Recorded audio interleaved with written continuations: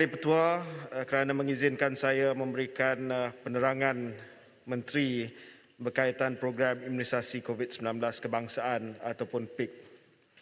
Tuan dan Pertua, seperti mana yang semua sedia maklum, program imunisasi COVID-19 kebangsaan PIK telah bermula pada 24 Februari 2021. Walaupun PIK secara rasminya bermula pada tarikh tersebut, namun pelbagai persediaan serta tindakan telah dilaksanakan lebih awal, terutamanya melibatkan proses rundingan dan perolehan vaksin COVID-19 yang digunakan di bawah PIK. Secara kronologinya, kerajaan menerusi 3 buah kementerian, iaitu Kementerian Kesihatan, Kementerian Luar Negeri serta Kementerian Sains, Teknologi dan Inovasi, telah membentuk satu pendekatan diplomasi sains pada 21 April 2020, iaitu tidak lama selepas Malaysia diserang wabak COVID-19, bagi membolehkan tindakan proaktif dalam mendapatkan kerjasama antarabangsa untuk bekalan PPE, perubatan dan vaksin. Menerusi pendekatan diplomasi sains ini, kerajaan telah mengadakan pelbagai rundingan, sama ada bersama negara luar maupun dengan syarikat pembuat vaksin di seluruh dunia. Pada ketika pendekatan ini dimulakan, kesemua vaksin COVID-19 masih lagi di peringkat kajian dan kebanyakannya belum lagi memulakan apa-apa ujian klinikal ke atas manusia. Susulan daripada pelbagai siri rundingan bersama negara dan syarikat pengeluar vaksin, Mesyuarat Jemaah Menteri pada 14 Oktober 2020 telah bersetuju dengan penubuhan Jawatankuasa Khas Jaminan Akses Vaksin COVID-19 JKJAV yang dianggotai oleh pelbagai kementerian dan agensi untuk memastikan bekalan vaksin COVID-19 diperoleh dengan segera, selamat dan sempurna dan dipengerusikan bersama oleh Menteri Kesihatan dan Menteri Sains, Teknologi dan Inovasi. JKJAV akan memainkan peranan penting sebagai jawatankuasa induk dalam merancang, melaksana dan memantau keseluruhan PIK, termasuklah dalam membentuk polisi dan dasar vaksinasi COVID-19, memberikan syur tentang jenis vaksin, keselamatan dan keberkesanan sesuatu vaksin, dan pemantauan kesan vaksin yang akan digunakan di bawah PIK, serta implikasi kewangan dan perolehan PIK.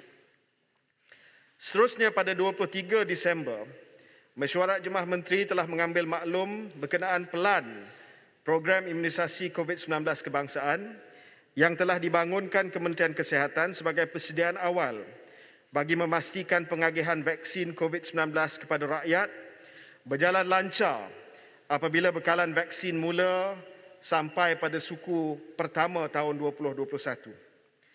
Pada 20 Januari 2021 pula, Mesyuarat Jemaah Menteri telah bersetuju supaya Kementerian Sains, Teknologi dan Inovasi menguruskan pelaksanaan pelan ini dari aspek bukan perkhidmatan kesihatan, khususnya dalam isu-isu berkaitan logistik, penyelarasan dengan negeri-negeri dan agensi-agensi kerajaan, manakala Kementerian Kesihatan pula akan terus memberi tumpuan kepada hal-hal menangani penularan pandemik COVID-19. Keputusan ini adalah selaras dengan Ordinan Darurat Kuasa-Kuasa Perlu 2021 Perenggan 6 dalam kurungan 1 di bawah tajuk Arahan untuk Rawatan Imunisasi, Pengasingan Pemerhatian atau Pengawasan dan Perenggan 11 dalam kurungan A di bawah tajuk Kuasa Eksekutif dan Perundangan bagi Tempoh Darurat Berkuat Kuasa. Mesyuarat Jemaah Menteri juga pada 3 Februari 2021 telah bersetuju supaya sebuah pasukan petugas khas imunisasi COVID-19 atau dengan izin COVID-19 Immunization Task Force CITF ditubuhkan bagi memastikan kelancaran pelaksanaan program imunisasi COVID-19 kebangsaan. CITF ini dipengerusikan oleh Menteri Sains, Teknologi dan Inovasi yang bertindak selaku Menteri Penyelaras PIK. Penubuhan CITF ini turut diumumkan dalam Perutusan Khas Perdana Menteri pada 4 Februari 2021. Tujuan penubuhan CITF adalah untuk menangani pandemik wabak COVID-19 melalui inisiatif imunisasi seluruh masyarakat di dalam negara yang seterusnya mempercepatkan pemulihan ekonomi negara serta mengkoordinasi persekutuan dan negeri serta memberikan perkhidmatan sokongan kepada pelan PIK. CITF diketuai secara bersama oleh 2 orang pengarah pengurusan projek, iaitu Timbalan Ketua Pengarah Kesihatan dan Timbalan Panglima Tentera Darat.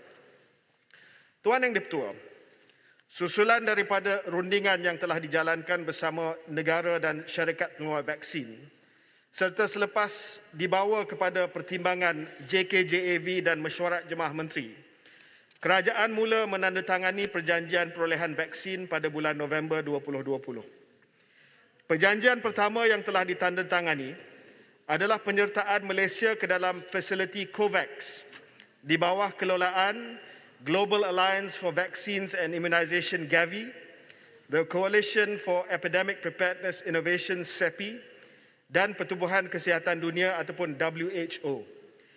Menerusi COVAX, setiap negara peserta mendapat jaminan bekalan vaksin antara 10 hingga 50% populasi negara. Menerusi penyertaan Malaysia ke dalam fasiliti COVAX, kerajaan sehingga kini telah bersetuju untuk memperolehi vaksin AstraZeneca, Janssen iaitu Johnson & Johnson serta Novavax daripada kemudahan COVAX ini. Kerajaan juga telah menandatangani perjanjian perolehan bersama Pfizer-BioNTech bagi vaksin jenama Comirnaty.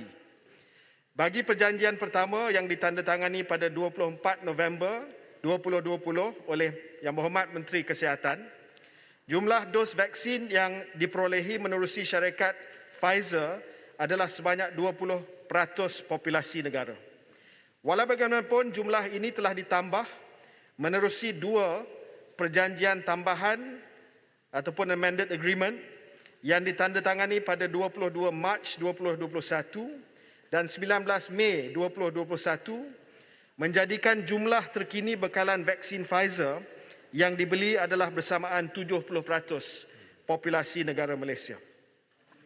Seterusnya pada 21 Disember 2020 pula, kerajaan telah menandatangani perjanjian pembelian vaksin COVID-19 keluaran AstraZeneca sebanyak 10% populasi negara. Penjelasan tadi, AstraZeneca melalui fasiliti COVAX lain daripada perolehan ini, iaitu perolehan secara langsung daripada syarikat AstraZeneca. Kerajaan juga pada 26 Januari telah memeterai perjanjian pembelian vaksin keluaran Sinovac dan juga Gamaleya daripada negara Rusia serta pada 29 Januari bagi vaksin CanSino. Berdasarkan perjanjian-perjanjian yang telah ditandatangani ini, jumlah vaksin yang terdapat di dalam portfolio vaksin COVID-19 Malaysia adalah sebanyak 8 jenis daripada 6 pembekal serta mencukupi bagi 130.3% populasi negara Malaysia. Pecahan portfolio vaksin akan saya sentuh kemudian. Selain daripada jumlah yang dinyatakan ini, kerajaan juga sedang meneruskan rundingan bersama syarikat pembekal vaksin bagi memastikan bekalan vaksin Malaysia mempunyai jumlah penimbal sekiranya terdapat gangguan bekalan ataupun penghantaran daripada mana-mana syarikat pembekal vaksin yang terganggu. Ini termasuklah tambahan bekalan vaksin Sinovac sebanyak 3 juta dos yang ketika ini sedang dimuktamadkan.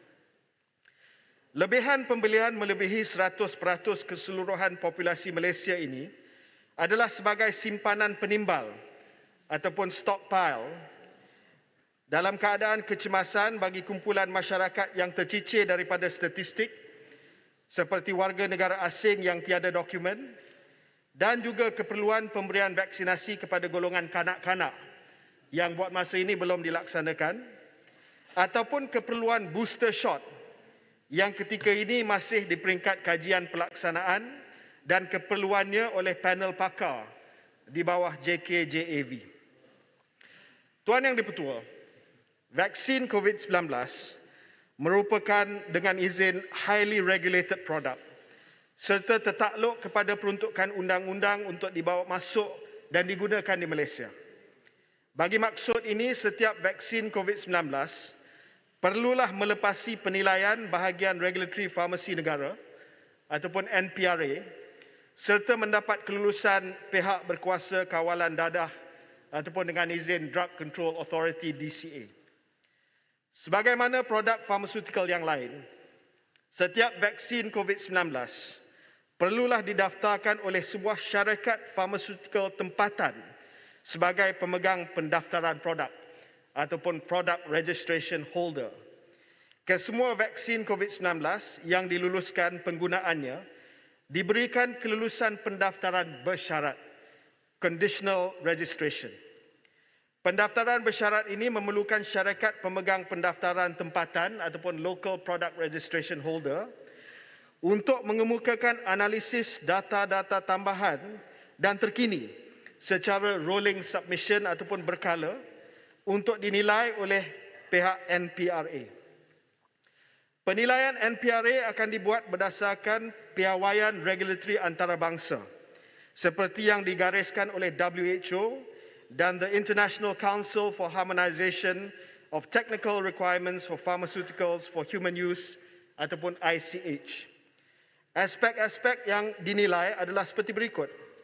Pertama, quality. Aspek pengawalan bahan mentah dan proses penghilangan agar produk mengikut spesifikasi. Kedua, keselamatan. Selain efektif dalam memberi perlindungan, vaksin mungkin memberi kesan-kesan sampingan lain. NPRA berperanan memastikan kebaikan produk yang diterima adalah melebihi risiko kesan sampingan yang diketahui. The benefits outweigh the risks.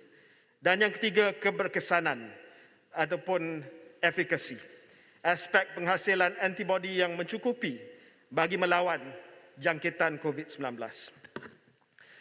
Atas keperluan mendesak bagi membolehkan pendaftaran vaksin COVID-19 dibuat secara segera tanpa mengabaikan aspek kualiti keselamatan dan keberkesanan, NPRA telah mengeluarkan direktif berkenaan pelaksanaan pendaftaran fast track bersyarat untuk produk farmaceutical semasa bencana yang merangkumi syarat-syarat berikut.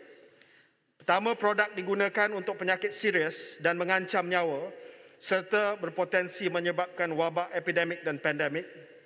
Kedua, produk sedia ada berdaftar belum berjaya membasmi penyakit ataupun mencegah wabak epidemik dan pandemik tersebut. Produk mestilah sekurang-kurangnya sedang menjalani kajian klinikal fasa 3 yang mempunyai data awal ataupun interim berkaitan keselamatan dan keberkesanan berdasarkan sekurang-kurangnya satu kajian klinikal fasa 3 yang telah dirancang dengan baik dan menunjukkan keselamatan dan keberkesanan produk farmaceutical yang jelas. Dan yang keempat, produk telah berdaftar ataupun diberi Emergency Use Authorization oleh Badan Regulatory Negara Pengeluar atau Badan Regulatory rujukan oleh PBKD, DCA atau WHO seperti FDA, MHRA UK dan European Medicines Agency. Selain itu, pendaftaran vaksin COVID-19 yang dibekalkan melalui fasiliti COVAX juga telah dipermudah cara menerusi mekanisme recognition berdasarkan WHO Emergency Use Listing. Menerusi mekanisme ini, pakej laporan dan dossier termasuklah pengemaskinian maklumat sesuatu vaksin akan diterima terus oleh NPRA daripada pihak WHO. Selain daripada keperluan product registration holder ataupun pemegang pendaftaran produk oleh syarikat farmaceutical tempatan, setiap kilang pengeluaran vaksin juga akan dinilai oleh NPRA sebelum kelulusan bersyarat diberikan. Pematuhan pihak penghilang vaksin terhadap keperluan amalan perkilangan baik ataupun Good Manufacturing Practice GMP merupakan kriteria utama dalam memastikan produk yang dihasilkan berkualiti mengikut piawaian di samping meminimumkan risiko yang mungkin wujud dalam aktiviti pengeluaran. Sebagai contoh, untuk AstraZeneca kita menerima daripada pelbagai kilang. Kilang di Jepun, kilang di Korea Selatan, kilang di Thailand. Setiap satu daripada kilang itu telah pun mendapat kelulusan daripada NPRA selepas analisa kepatuhan kepada GMP dan sebagainya. Daripada 8 jenis vaksin COVID-19 yang terdapat dalam portfolio PIK, sebanyak 6 daripadanya telah melepasi penilaian NPRA dan mendapat kelulusan pendaftaran bersyarat daripada Drug Control Authority. Vaksin tersebut adalah bagi fasiliti COVAX, vaksin AstraZeneca, 2 April 2021 tarikh kelulusan. Bagi vaksin Johnson & Johnson melalui COVAX, 15 Jun 2021. Bagi vaksin Comirnaty ataupun Pfizer, 8 Januari 2021. Bagi vaksin CoronaVac daripada Sinovac, 2 Mac 2021. Bagi vaksin AstraZeneca secara langsung daripada AstraZeneca, 2 Mac 2021. Dan bagi vaksin Convidecia daripada CanSino, 15 Jun 2021. Vaksin Sputnik V keluaran Gamaleya National Research Center for Epidemiology and Microbiology Russia ketika ini masih sedang melalui proses penilaian NPRA, manakala bagi vaksin Novavax yang ditawarkan pembeliannya melalui fasiliti COVAX masih belum mendapat kelulusan Emergency Use Listing oleh WHO. Selain daripada vaksin di dalam portfolio PIK, terdapat 2 lagi jenis vaksin COVID-19 yang turut telah mendapat kelulusan bersyarat oleh Drug Control Authority ataupun DCA.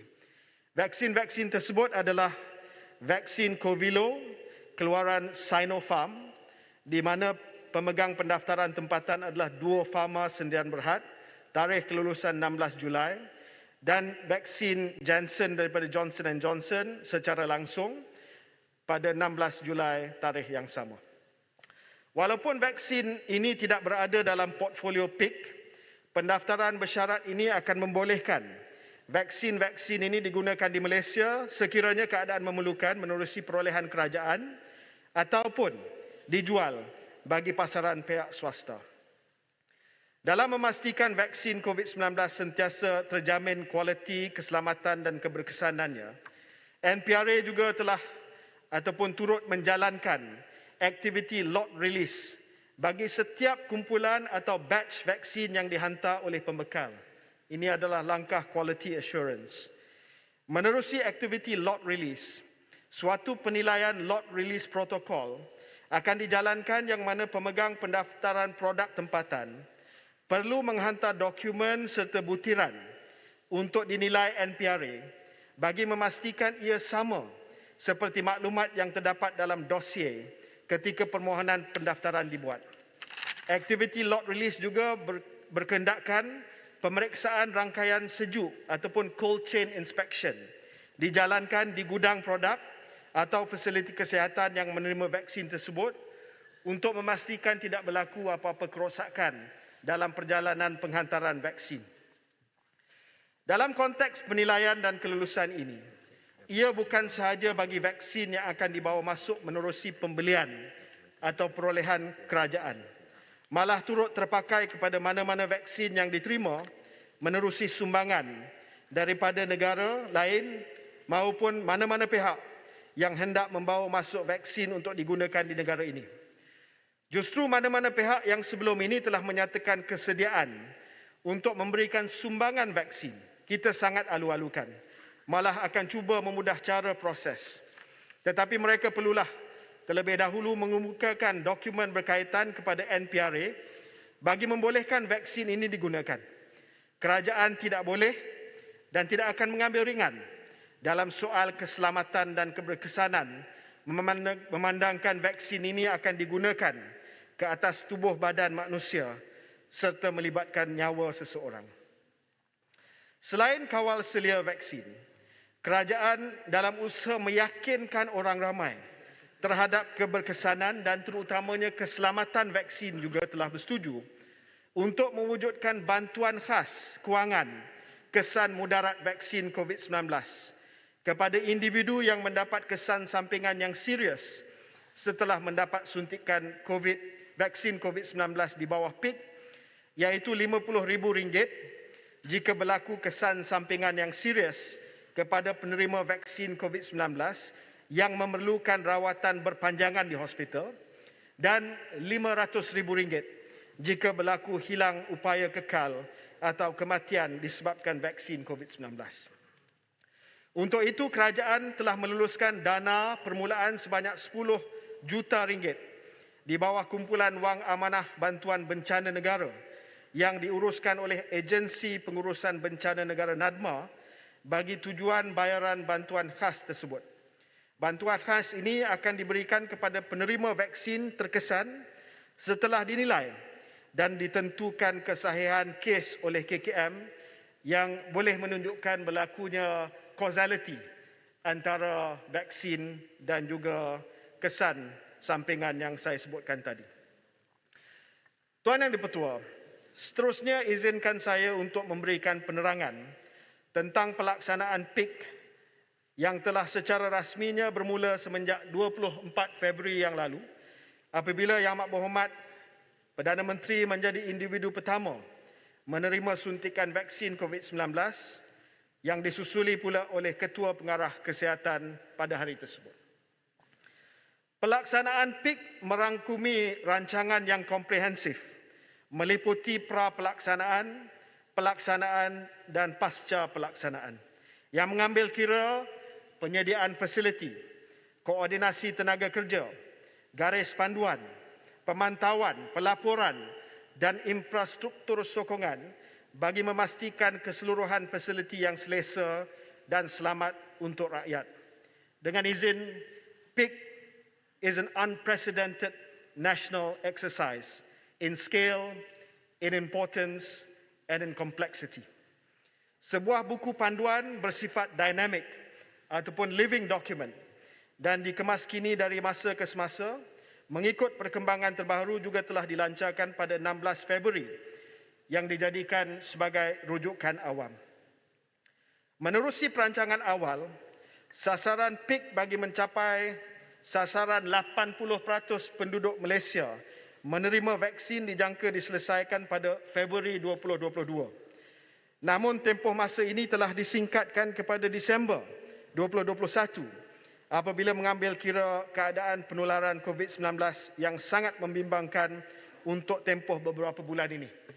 Dan garis masa ini diawalkan lagi dalam pengumuman oleh Yang Amat Berhormat Perdana Menteri untuk kita berusaha selesai pada bulan Oktober nanti. Justru strategi pelaksanaan PIK meliputi 4 fasa utama mengikut keutamaan kumpulan sasaran selepas sasaran 80% populasi akan menerima vaksin. Fasa adalah seperti berikut. Fasa yang pertama, vaksin diberikan untuk melindungi petugas barisan hadapan di bawah Kementerian Kesihatan dan di luar Kementerian Kesihatan melibatkan anggaran seramai 500,000 orang. Fasa kedua, vaksin diberi bagi melindungi kumpulan berisiko tinggi seperti warga emas, individu yang mempunyai comorbidity dan juga OKU.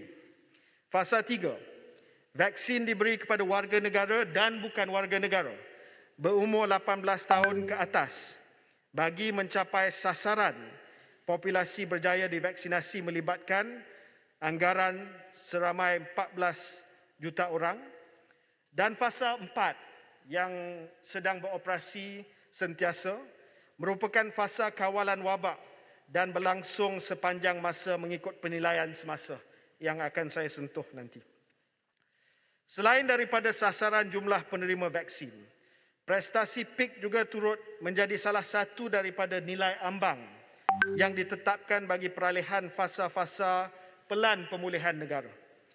Nilai ambang yang ditetapkan adalah berdasarkan peratusan populasi dewasa 18 tahun ke atas yang telah menerima dos vaksin yang lengkap di setiap negeri. Nilai ambang yang ditetapkan bagi PIK adalah seperti berikut. Untuk beralih daripada fasa 1 ke 2, iaitu 10% penduduk dewasa menerima dos lengkap.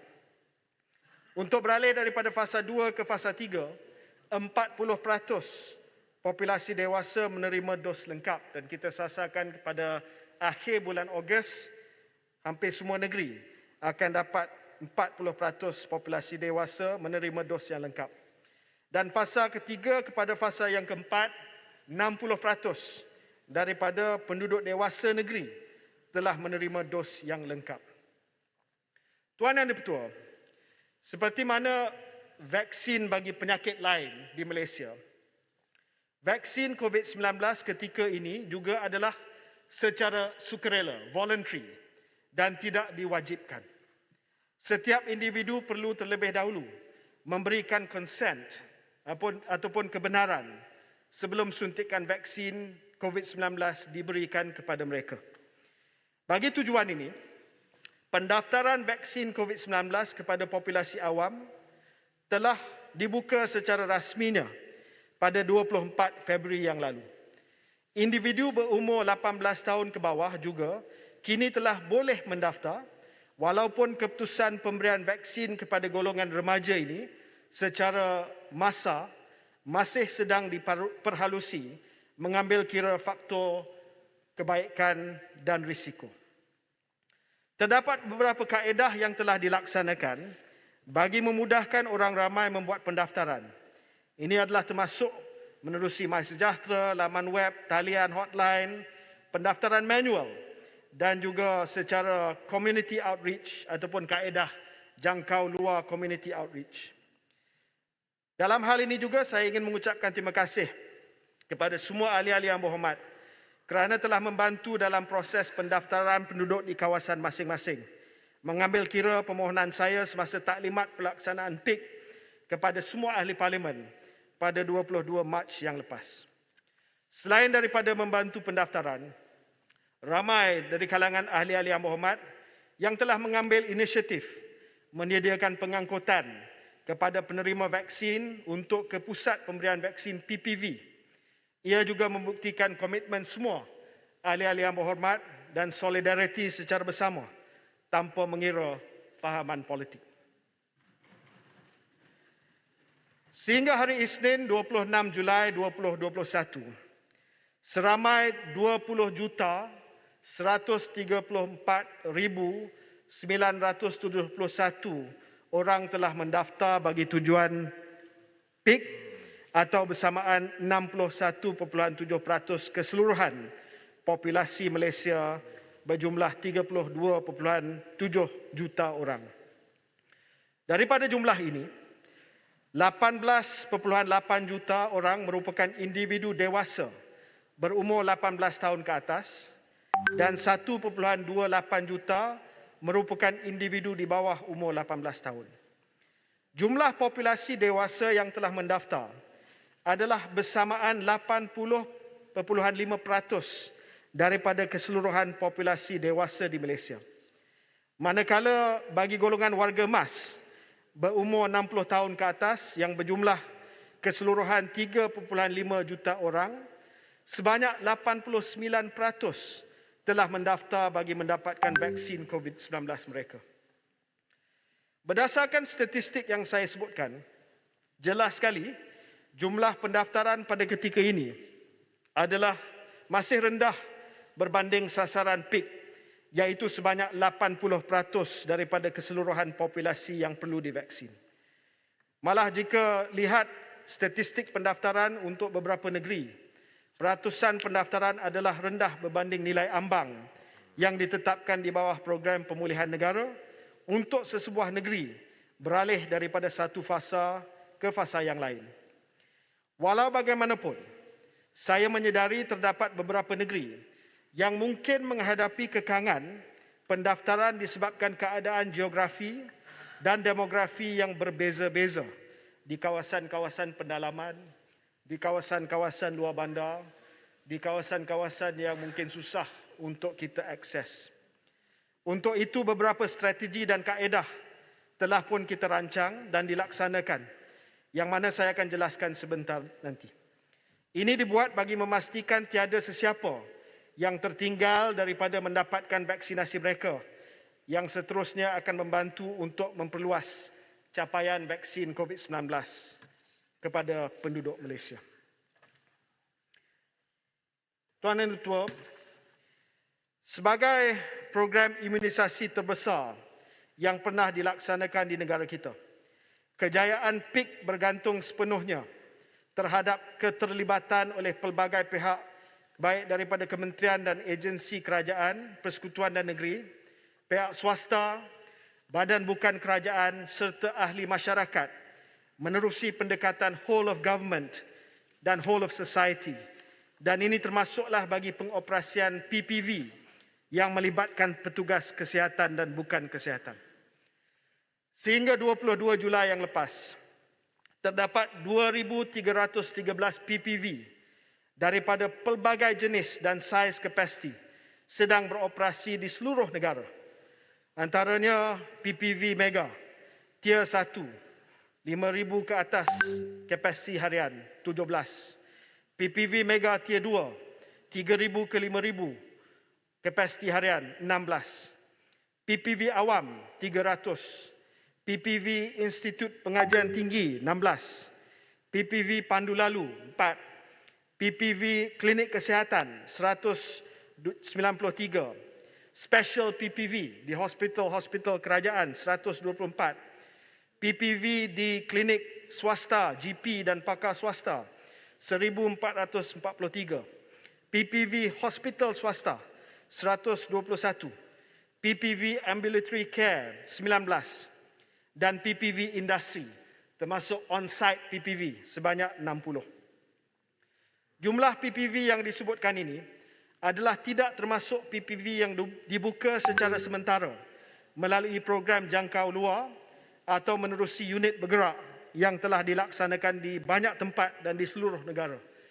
Ada setengah tempat pedalaman ahli-ahli yang berhormat seperti pulau-pulau, kawasan pedalaman orang asli, kawasan pedalaman Sabah dan Sarawak, kita buat PPV sementara saja, 1 or 2 days untuk kita selesaikan dos yang pertama. Dan ini tidak termasuk dalam PPV yang agak bersifat jangka masa panjang yang saya telah umumkan tadi.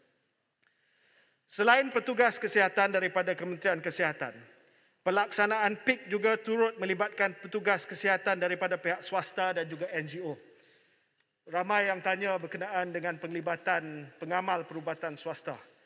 Dan saya ingin jelaskan bahawa Kementerian Kesihatan telah melantik Protect Health Corporation Sdn Bhd ataupun Protect Health, iaitu sebuah syarikat bukan berasaskan keuntungan di bawah Kementerian Kesihatan sebagai pelaksana dan penyelaras bagi penyertaan pengamal perubatan swasta dan NGO penjagaan kesihatan dalam PIK.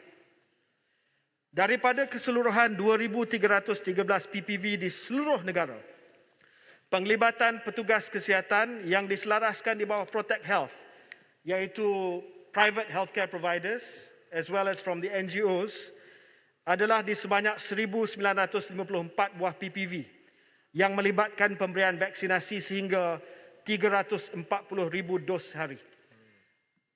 Kerajaan telah buat keputusan tersebut untuk melibatkan pengamal perubatan swasta untuk mengurangkan tekanan terhadap KKM dan juga petugas kesihatan awam supaya mereka dapat memberi tumpuan kepada kawalan wabak COVID-19.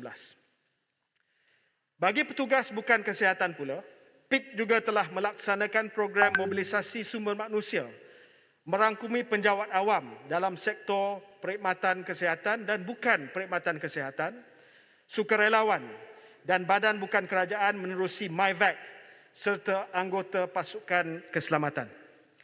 Sehingga kini, seramai 16,133 orang sukarelawan bukan kesihatan yang juga terdiri daripada pelbagai pasukan keselamatan telah menyumbang bakti dalam pengoperasian PPV di seluruh negara dengan pecahan seperti berikut. Penjawat awam yang telah di-redeploy kepada PPV seramai 1,373, sukarelawan bukan kesihatan yang dikendalikan oleh Kementerian Belia dan Sukan Malaysia dan dibantu oleh Kementerian Pengajian Tinggi dan Persatuan Bulan Sabit Merah Malaysia seramai 7,724, Angkatan Pertahanan Awam APM seramai 3,275, Rela sebanyak 2,902 dan pasukan keselamatan ATM dan PDRM seramai 859. Selain daripada kumpulan sukarelawan yang saya sebutkan, pelbagai entiti dan organisasi juga turut menyalurkan bantuan tenaga sukarelawan bukan kesihatan seperti entiti korporat, pihak swasta dan juga parti-parti politik. Berdasarkan angka yang telah disebutkan tadi, kita sememangnya tidak mempunyai masalah daripada segi kapasiti suntikan maupun ketersediaan petugas kesihatan dan bukan kesihatan. Namun, penghantaran bekalan vaksin serta jumlah dos yang diterima daripada syarikat pembekal vaksin tetap menjadi petunjuk utama dalam menentukan kadar vaksin di Malaysia. Tuan Yang di-Pertua, seperti mana yang saya sebutkan tadi, kerajaan telah mengamalkan multi-prong approach untuk mendapat portfolio vaksin kita. Dengan izin, we did not put all our eggs in one basket. Vaksin-vaksin kita datang daripada pelbagai negara dan menggunakan pelbagai platform. Ada yang datang daripada negara-negara barat, ada yang datang daripada negara China, ada juga perjanjian dengan negara Rusia. Ini memandangkan sudah berlaku masalah geopolitik vaksin dan kita telah ambil langkah untuk memastikan bahawa pendekatan Malaysia adalah multi-prong. Selain daripada itu, kita juga telah memperolehi vaksin yang dibangunkan menggunakan platform yang pelbagai. Antaranya platform tradisional seperti inactivated vaksin yang kita dapat daripada Sinovac, vaksin viral vector yang kita dapat daripada AstraZeneca, dan vaksin yang platform yang terbaru iaitu vaksin mRNA yang telah pun kita perolehi daripada Pfizer BioNTech. Seperti mana yang saya sebutkan tadi, bagi COVAX facility kita telah perolehi 10% untuk penduduk kita, Pfizer BioNTech 70%, AstraZeneca 10%, Sinovac 20%, mungkin dengan tambahan 3 juta dos lagi, CanSino 10.9%, dan Gamaleya ataupun Sputnik V belum lagi diluluskan oleh NPRA sebanyak 10% populasi kita.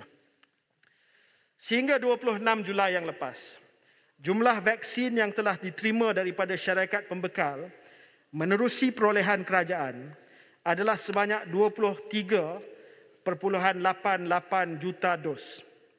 Daripada jumlah ini, sebanyak 185,790 dos telah diterima pada suku pertama. 8,906,530 dos telah dihantar pada suku kedua, manakala bakinya adalah jumlah vaksin yang diterima pada bulan Julai ini. Selain daripada bekalan vaksin yang diterima daripada perolehan kerajaan, Malaysia juga telah menerima sumbangan vaksin daripada 3 buah negara. 3 buah negara tersebut adalah Jepun yang telah menyumbang 998,400 dos vaksin AstraZeneca yang diterima pada 1 Julai. Amerika Syarikat yang telah menyumbang 1,350,000 dos vaksin Pfizer yang diterima pada 5 Julai, serta negara China yang menyumbang vaksin Sinovac sebanyak 500,000 dos yang telah diterima pada 16 Julai. Ini bermakna vaksin yang telah diterima oleh Malaysia menerusi perolehan kerajaan dan jumlah sumbangan daripada negara luar sehingga kini adalah berjumlah 26.38 juta dos. Selain 3 buah negara yang saya sebutkan tadi, kerajaan melalui Kementerian Luar juga sedang dalam perbincangan dengan beberapa buah negara lain yang telah menyatakan kesediaan untuk turut menyumbang bekalan vaksin kepada Malaysia, seperti United Kingdom dan Arab Saudi. Penerima sumbangan vaksin daripada negara-negara ini akan dapat penerimaan sumbangan vaksin daripada negara-negara ini akan dapat membantu Malaysia untuk mempercepatkan lagi pemberian vaksin di samping bekalan vaksin yang telah dibeli oleh kerajaan. Bagi pihak kerajaan Malaysia di dalam Dewan Yang Mulia ini, saya ingin merakamkan ucapan penghargaan dan terima kasih kepada negara-negara yang telah menyumbang vaksin kepada Malaysia. Tuan Yang di-Pertua, berdasarkan jumlah vaksin yang telah diterima ini, pengagihan kepada negeri-negeri telah dan sedang dibuat. Pecahan pengagihan jumlah dos vaksin kepada negeri-negeri sejak pik bermula sehingga 31 Julai adalah seperti berikut. Untuk kawasan Lembah Kelang, yang meliputi Kuala Lumpur, Selangor dan wilayah Persekutuan Putrajaya sebanyak 9.09 juta dos. Negeri Sarawak sebanyak 3.65 juta dos. Negeri Johor sebanyak 2.06 juta dos. Negeri Sabah sebanyak 1.86 juta dos. Negeri Perak sebanyak 1.44 juta dos. Negeri Pulau Pinang sebanyak 1.26 juta dos. Negeri Kedah sebanyak 1.11 juta dos. Negeri Sembilan sebanyak 1.02 juta dos. Negeri Pahang 948,000. Negeri Kelantan 914,000. Negeri Terengganu 795,000. Negeri Melaka 623,000. Labuan 236,000 dan Negeri Perlis 218,000. Dalam banyak keadaan, CITF akan cuba memastikan keseimbangan agihan vaksin kepada negeri-negeri.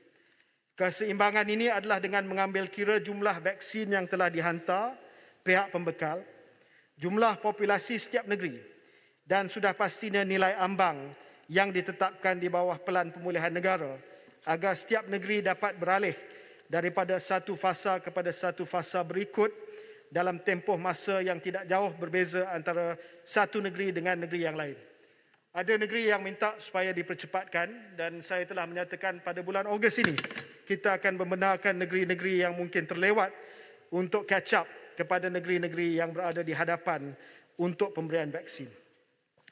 Walau bagaimanapun dalam keadaan-keadaan tertentu, seperti contohnya jika fasa kawalan wabak perlu diaktifkan di satu-satu kawasan, CITF perlu membuat perubahan jumlah pengagihan vaksin yang telah dijadualkan bagi membolehkan kawalan wabak dapat melaksanakan vaksinasi kepada populasi di kawasan tersebut pada kadar yang segera, yang saya akan jelaskan nanti. Tuan Yang di-Pertua, kadar dan capaian vaksinasi COVID-19 di negara kita sangat bergantung kepada jumlah bekalan vaksin yang diterima daripada syarikat pembekal seperti mana yang saya sebutkan tadi. Kita mula menerima jumlah dos vaksin yang lebih banyak pada bulan Jun dan jumlah ini akan terus bertambah pada suku ketiga iaitu bulan Julai, Ogos dan September.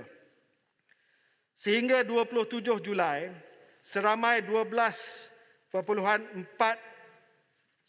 juta orang penduduk Malaysia atau bersamaan dengan 38.2% keseluruhan populasi telah menerima sekurang-kurangnya satu dos vaksin COVID-19. Daripada jumlah ini, 5.9 juta orang ataupun 18.1% populasi telah mendapat dos lengkap vaksin. Ini menjadikan jumlah vaksin COVID-19 yang telah diberikan adalah sebanyak 18.4 juta dos. Berdasarkan populasi dewasa pula, sebanyak 53.3% telah menerima sekurang-kurangnya satu dos dan 25.2% populasi dewasa Malaysia telah menerima dos lengkap vaksin COVID-19. Bagi petugas barisan hadapan yang termasuk dalam kumpulan penerimaan vaksin fasa pertama, sejumlah 695,000 telah selesai menerima dos lengkap masing-masing. Jumlah ini adalah 195,000 lebih tinggi berbanding sasaran awal yang ditetapkan iaitu sebanyak 500,000 orang. Bagi kumpulan fasa 2, sehingga 25 Julai, seramai 2.89 juta orang warga emas iaitu 93% daripada jumlah keseluruhan populasi umur 60 tahun ke atas yang telah mendaftar sudah menerima sekurang-kurangnya satu dos vaksin. Bagi golongan OKU dan komorbid pula, masing-masing sebanyak 289,238 dan 6.32 juta orang telah menerima sekurang-kurangnya satu dos vaksin atau diberikan janji temu dalam masa yang terdekat. Seperti mana yang saya telah nyatakan sebelum ini, kadar vaksinasi harian di seluruh negara akan mencapai purata sebanyak 150,000 suntikan dos sehari menjelang Jun, dan jumlah ini akan terus meningkat pada suku ketiga. Pada bulan Jun yang lalu, purata suntikan yang telah dicapai adalah sebanyak 169,000 dos. Manakala bagi bulan Julai, sasaran purata yang telah ditetapkan adalah sebanyak 300,000 suntikan dos sehari. Sehingga semalam, purata yang telah dicapai pada bulan Julai adalah sebanyak 378,000 dos sehari. Ini bermakna telah berlaku peningkatan sebanyak 124% apabila dibandingkan kadar purata antara bulan Jun dan purata bulan Julai sehingga hari semalam. Sebagai perbandingan, peningkatan kadar vaksinasi pemberian vaksin semenjak mulanya peak pada bulan Februari hingga bulan Jun adalah sekitar 8 juta dos. Tetapi untuk bulan Julai ini sahaja, sehingga hari ini, pemberian vaksin telah melebihi 10 juta dos. Selain itu, kadar vaksinasi harian juga telah mencatatkan jumlah tertinggi pada hari semalam apabila 553,871 dos berjaya diberikan di seluruh Malaysia, yang mana semalam selama 356,112 orang adalah penerima dos pertama, manakala 197,759 orang adalah penerima dos kedua. Catatan semalam juga menyaksikan pemberian vaksin harian mencapai angka melebihi 500,000 suntikan bagi 2 hari berturut-turut. Pada hari Isnin yang lalu, 521,000 dos vaksin telah diberikan. Ini menjadikan jumlah bagi pemberian vaksin untuk 2 hari ini sebanyak 1.07 juta dengan penambahan penerima dos pertama sebanyak 2% populasi Malaysia atau bersamaan dengan 692,000 orang.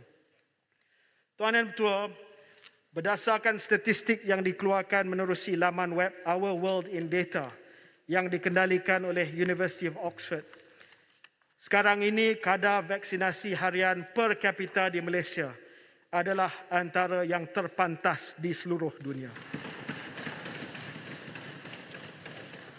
Peratusan penduduk Malaysia yang telah menerima vaksin bagi sekurang-kurangnya 1 dos juga pada semalam telah mengatasi beberapa negara maju seperti Jepun, Australia, Korea Selatan dan juga New Zealand. Selain daripada 3 fasa utama di bawah PIK yang sedang giat dilaksanakan di seluruh negara, fasa 4 atau fasa kawalan wabak juga akan sentiasa diaktifkan mengikut keperluan semasa. Menerusi fasa kawalan wabak ini, CITF akan membuat keputusan apabila terdapat satu keperluan yang mengambil kira kepentingan kesihatan awam untuk mempercepatkan vaksinasi di satu-satu kawasan yang sedang menunjukkan peningkatan mendadak kes jangkitan COVID-19. Sehingga kini, CITF telah mengaktifkan 3 fasa kawalan wabak. Pertama, bagi pekerja sektor penting dan perlu yang harus bekerja sepanjang tempoh perintah kawalan pergerakan. Kedua, operasi kawalan wabak di Labuan disebabkan penularan varian Delta. Pada ketika itu, jumlah jangkitan yang direkodkan adalah setinggi 1,344 kes dalam masa seminggu di wilayah Persekutuan Labuan. Menerusi operasi kawalan wabak di Labuan ini, sehingga kini sebanyak 90% populasi dewasa telah menerima sekurang-kurangnya 1 dos. Hasilnya, kes COVID-19 di Labuan telah menurun dan pada 26 Julai yang lepas, hanya 8 kes baru dicatatkan. Kadar kemasukan di hospital dan unit rawatan rapi disebabkan COVID-19 di Labuan juga sudah sangat berkurangan. Saya ucapkan terima kasih kepada Kementerian Wilayah Persekutuan yang telah membantu usaha untuk mengawal keadaan wabak di Labuan dengan operasi vaksinasi. Yang ketiga, operasi lonjakan kapasiti ataupun Operation Surge Capacity di Kuala Lumpur, Selangor dan Putrajaya untuk memberikan keseluruhan populasi dewasa yang telah mendaftar di Selangor, Kuala Lumpur dan Putrajaya supaya mereka menerima sekurang-kurangnya 1 dos pada 1 hari bulan Ogos. Bagi operasi ini, saya berterima kasih kepada Yang Berhormat Ahli Parlimen daripada Bangi kerana turut bersama-sama CITF menjayakan operasi ini sebagai koordinator antara persekutuan dan negeri. Selain fasa kawalan wabak yang diaktifkan oleh CITF persekutuan, CITF negeri juga dibenarkan untuk melaksanakan fasa kawalan wabak mengikut keperluan bagi negeri masing-masing. Tuan Yang Dipertua, dalam memastikan capaian vaksinasi adalah menyeluruh serta sampai kepada setiap sasaran, PIK turut melaksanakan beberapa strategi. Sebagai contohnya, selain daripada pemberian vaksin di PPV, PIK juga dilaksanakan menerusi program jangkau luar dan unit bergerak. Menerusi kaedah ini, petugas kesihatan akan melaksanakan vaksinasi di kawasan-kawasan yang terpencil dan mempunyai kesukaran perhubungan seperti perkampungan orang asli, rumah panjang di Sarawak dan kawasan pedalaman di Sabah. Program jangkau luar ini turut diperluas ke kawasan-kawasan kampung yang mana seperti yang kita ketahui mempunyai populasi warga emas yang ramai dan mungkin tercicir daripada pendaftaran vaksinasi. Dengan pelaksanaan kaedah ini, pendaftaran dan vaksinasi kepada penerima terus dilaksanakan pada ketika itu. Tak perlu daftar di bawah MySejahtera dan sebagainya. Selain itu, unit bergerak juga telah menjalankan vaksinasi rumah ke rumah kepada golongan warga emas, individu telantar serta OKU. PIK juga telah mengaktifkan pemberian vaksin kepada golongan pekerja di pelbagai sektor dan industri yang diselaraskan oleh pelbagai kementerian. Menerusi kerjasama awam swasta, yang mana pihak majikan akan membiayai kos PPV, manakala pihak kerajaan akan menyediakan vaksin secara percuma. Usaha ini akan memudahkan usaha kerajaan untuk meningkatkan kadar vaksinasi di kalangan tenaga kerja di Malaysia dan mengurangkan bilangan kluster dalam kelompok tempat kerja. Antara kementerian-kementerian yang terlibat adalah Kementerian MITI di bawah program PIKAS untuk sektor perkilangan, sektor pembinaan yang diselaraskan oleh Kementerian Kerja Raya, sektor pertanian yang diselaraskan oleh MAFI, sektor peladangan yang diselaraskan oleh MPIK dan sektor peruncitan yang diselaraskan oleh KPDN HCP. Pada 27 hari bulan Julai, sebanyak 683,000 dos vaksin telah diberikan melalui program kerjasama awam swasta yang saya sebutkan tadi. Selain itu, pemberian vaksin kepada golongan penjaja dan peniaga kecil tanpa sebarang kos yang perlu ditanggung, golongan penjaja dan peniaga kecil sedang giat diusahakan antara lain oleh Kementerian Perumahan dan Kerajaan Tempatan dan Kementerian Perpaduan Malaysia. Pelaksanaan program seumpama ini akan membolehkan sektor dan industri serta perniagaan kecil dan sederhana untuk terus beroperasi selain dapat memastikan para pekerja tidak kehilangan sumber pendapatan para pekerja dan kita dapat mengimbangi antara lives and livelihoods dengan izin. Tuan Yang Dipertua, wanita mengandung merupakan antara golongan berisiko tinggi mengalami gejala serius sekiranya dijangkiti COVID-19. Bagi memastikan golongan ini terlindung, JKJAV telah memutuskan agar wanita mengandung dengan usia kandungan antara 14 hingga 33 minggu diberikan keutamaan untuk diberikan vaksin COVID-19. Keputusan ini dibuat berdasarkan data serta maklumat terkini meyakinkan yang menunjukkan vaksin COVID-19 adalah selamat kepada golongan tersebut. Sehingga kini daripada 129,000 wanita mengandung yang telah mendaftar, 68,000 daripadanya telah pun menerima vaksin ataupun janji temu mereka.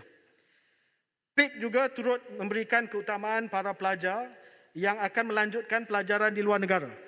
Satu ciri di MySejahtera telah diwujudkan mana para pelajar ini boleh memohon untuk mendapatkan janji temu vaksinasi sebelum mereka berlepas untuk pengajian tinggi di luar negara. Saya juga ingin memaklumkan bahawa satu kerjasama sedang dijalankan oleh CITF dengan Kementerian Pelancongan ataupun MOTAC, iaitu untuk mewujudkan travel bubble destination. Beberapa destinasi pelancongan seperti Pulau Langkawi dipercepatkan untuk mewujudkan gelembung perjalanan ataupun travel bubble untuk memulihkan sektor pelancongan negara kita. Tuan Yang di-Pertua, pada persidangan yang lalu, iaitu pada 7 Disember yang lepas, saya telah memaklumkan kepada Dewan ini bahawa kerajaan memperuntukkan sejumlah 3 bilion ringgit bagi tujuan perolehan vaksin sahaja, iaitu untuk hanya 70% penduduk Malaysia. Pada masa tersebut, anggaran 3 bilion ini diperolehi menerusi simulasi yang telah dijalankan dengan mengambil kira jangkaan harga purata vaksin COVID-19 yang sedang dibangunkan ketika itu. Selain itu juga anggaran 3 bilion ini juga adalah tidak termasuk kos-kos lain yang perlu ditanggung bagi pelaksanaan PIK. Seterusnya pada 18 Januari yang lepas, di bawah pakej bantuan pelindungan ekonomi dan rakyat Malaysia Permai, Yang Berhormat Perdana Menteri telah mengumumkan peruntukan tambahan sehingga 5 bilion bagi pelaksanaan PIK yang ketika itu dijangka bermula pada bulan Mac dengan penambahan jumlah dos vaksin yang mencukupi bagi 120% populasi negara.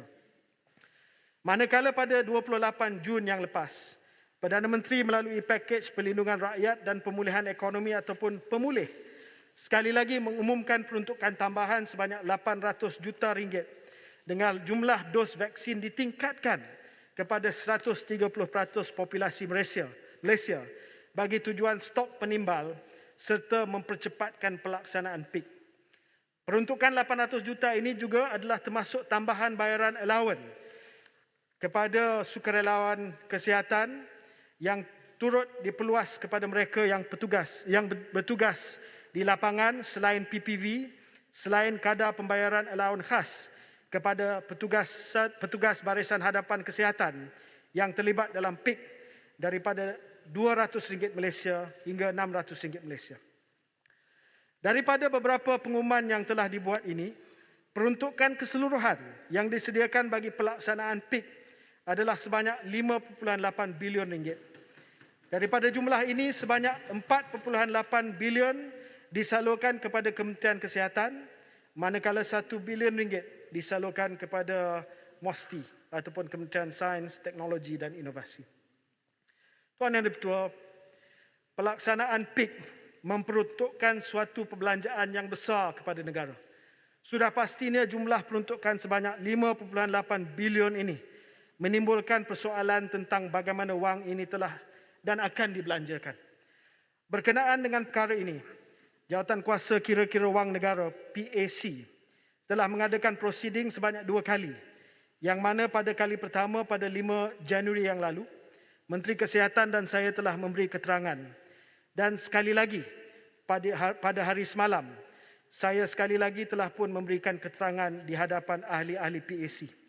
Untuk makluman ahli-ahli Muhammad, di dalam prosiding PAC ini, dokumen perjanjian perolehan vaksin, butiran perbelanjaan bagi PIK, termasuk harga pembelian setiap jenis vaksin, telah pun saya dedahkan kepada Jawatan Kuasa Kira-kira Wang Negara. Selain daripada PAC, pada hari Jumaat yang lepas, Timbalan Ketua Setiausaha MOSTI juga telah memberikan keterangan kepada prosiding Jawatan Kuasa Pilihan Khas Kesihatan, Sains dan Inovasi. Bagi memastikan ketelusan dan keterbukaan PIK, taklimat telah pun diberikan kepada ahli parlimen dan saya memberi jaminan bahawa segala perbelanjaan dan segala perjanjian yang dilaksanakan dalam perolehan vaksin dan pelaksanaan PIK akan saya terus bentangkan kepada PAC tanpa apa-apa gangguan. Tuan dan Ketua, program imunisasi COVID-19 kebangsaan merupakan satu ikhtiar serta usaha kita keluar daripada keadaan wabak COVID-19 yang telah mengubah kehidupan kita semua semenjak hampir 2 tahun yang lepas. Bagi pihak kerajaan, saya ingin mengucapkan ribuan terima kasih kepada semua ahli masyarakat yang telah bersama-sama tampil ke hadapan untuk memastikan sasaran yang ditetapkan di bawah PIK dapat mencapai kejayaan. Saya juga, Yang di-Pertua, ingin merakamkan setinggi-tinggi penghargaan saya kepada petugas barisan hadapan, sama ada petugas kesihatan ataupun bukan kesihatan, yang telah membanting keringat tanpa mengenal penat dan lelah untuk membantu memastikan vaksin sampai ke lengan penduduk Malaysia. Kepada barisan hadapan yang terlibat dalam PIK, saya sanjung sangat usaha anda semua sehingga Malaysia hari ini mempunyai kadar vaksinasi yang terpantas, yang terbaik di dunia. InsyaAllah dengan kerjasama dan solidariti berterusan daripada kita semua, usaha yang sedang kita jalankan ini mampu mencapai kejayaan, memberi perlindungan vaksin kepada seramai mungkin penduduk Malaysia dalam masa yang terpantas dan seterusnya membolehkan kita keluar daripada masa sukar ketika ini. Terima kasih. Wabillahi taufiq wa hidayah. Assalamualaikum warahmatullahi wabarakatuh.